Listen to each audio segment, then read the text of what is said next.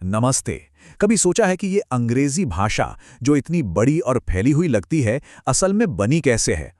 आज हम इसे परत दर परत खोलकर देखने वाले हैं, इसके सबसे बुनियादी हिस्सों से लेकर पूरे पूरे वाक्यों तक।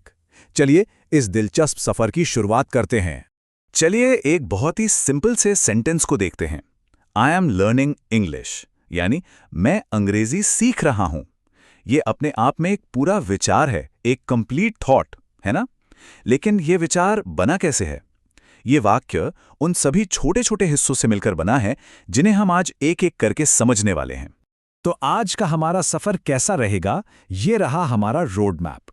हम सबसे पहले बड़ी तस्वीर से शुरू करेंगे कि अंग्रेजी का इस्तेमाल होता क्यों है, और फिर धीरे धीरे जूम करते करते भाषा की सबसे छोटी, सबसे बुनियादी चीज तक पहुंचेंगे। तो चलिए सफर की शुरुआत करते हैं। सबसे पहले ये समझते हैं कि आखिर अंग्रेजी है क्या और इसका काम क्या है।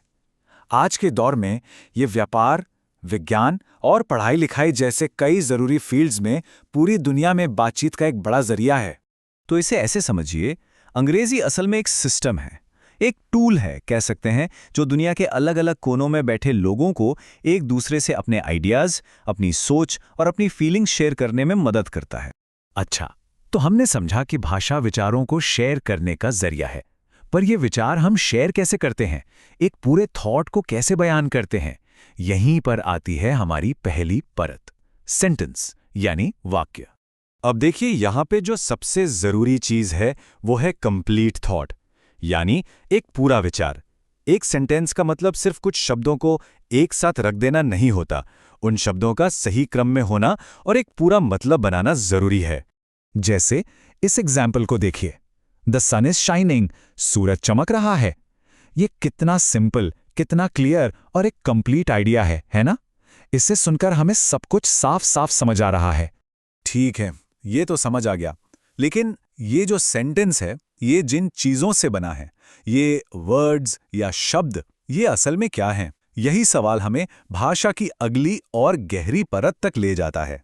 तो चलिए अब जूम इन करते हैं सेंटेंस से उसके अंदर मौजूद बिल्डिंग ब्लॉक्स पर, यानी कि वर्ड्स पर। ये वो हिस्से हैं जो किसी भी सेंटेंस को उसका असली मतलब देते हैं। यहाँ एक बात गांठ बांधने वाली है, कोई भी वर्ड सिर्फ कुछ लेटर्स का ग्रुप नहीं होता, उसका एक मतलब होना चाहिए। ये भाषा की सबसे छोटी यूनिट है जिसका अपना कोई मीनिंग हो। तो लेटर और वर्ड में क्या फर्क है? चलिए इसे आमने सामने रखकर देखते हैं। एक लेटर जैसे बी, वो तो बस एक निशान है, एक सिंबल। लेकिन जब कुछ लेटर्स मिलकर कोई मतलब बनाते हैं, जैसे बुक, तब वो एक वर्ड बन जाता है। अच्छा, तो वर्ड बनते हैं लेटर्स से। तो फिर सवाल ये उठता है कि वो कौन से सबसे बुनियादी सिंबल्स हैं जिनसे ये सारे शब्द बनते हैं? और ये सवाल हमें अंग्रेजी की एकदम जड़ तक, उसकी नींव तक ले जाता है। और लीजिए, अब हम आ पहुंचे हैं एकदम कोर पर, भाषा के सबसे छोटे, सबसे बुनियादी बिल्डिंग ब्लॉक्स पर। अंग्रेजी की असली नींव कितने होंगे?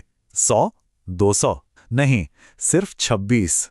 जी हाँ, पूरी की पूरी अंग्रेजी भाषा, लाखों शब्द, करोड़ों किताबें, सब कुछ बस इन्हीं 26 पावरफुल सिंबल्स पर टिकी है।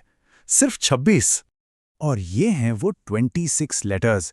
हम सब इनसे वाकिफ हैं। जैसा कि हम देख सकते हैं, इनके दो फॉर्म होते हैं, बड़े जिन्हें हम कैपिटल लेटर्स या अपर केस कहते हैं, और छोटे जिन्हें हम स्मॉल लेटर्स या लोअर केस कहते हैं।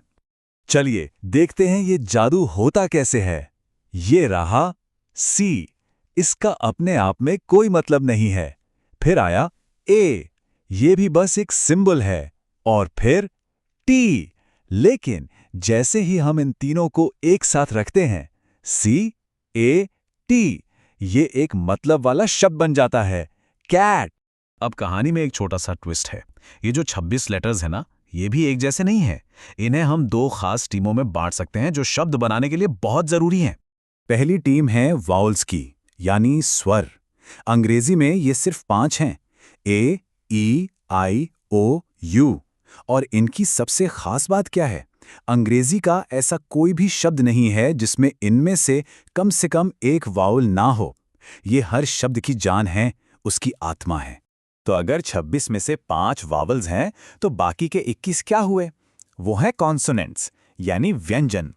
ये वो लेटर्स हैं जो वावल्स के साथ मिलकर शब्दों को उनका पूरा रूप और आवाज देते हैं। तो हमारी पूरी अल्फाबेट टीम का मिक्सचर कुछ ऐसा दिखता है। देखिए, टीम में वॉवेल्स सिर्फ 5 हैं, लेकिन उनके बिना कोई शब्द ही नहीं बन सकता, और बाकी के 21 कॉन्सोनेंट्स इनके साथ मिलकर काम करते हैं। तो अब जरा पूरी तस्वीर को फिर से देखते हैं। कहाँ से शुरू किया था हमने? एक पूरे विचार से, और हम परत दर परत उतरते हुए कहाँ पहुंचे? इन 26 छोटे छोटे सिंबल्स पर। कमाल की बात है ना, यही 26 अक्षर लाखों शब्द बनाते हैं, और उन शब्दों से बनती हैं अनगिनत कहानियां, कविताएं और विचार। तो आखिर में सब कुछ इन 26 टूल्स पर ही तो आकर रुकता है। ये सिर्फ 26 अक्षर कितने सिंपल से साधन है, और इन्हीं से क्या कुछ कहा जा सकता है, क्या कुछ रचा जा सकता है, इसकी कोई सीमा नहीं है। सोचने वाली बात है, इन 26 औजारों से कौन सी दुनिया रची जा सकती है।